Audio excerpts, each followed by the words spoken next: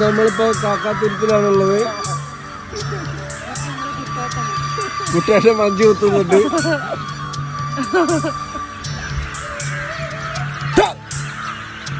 എന്താ നമ്മള് പറയുന്നത്?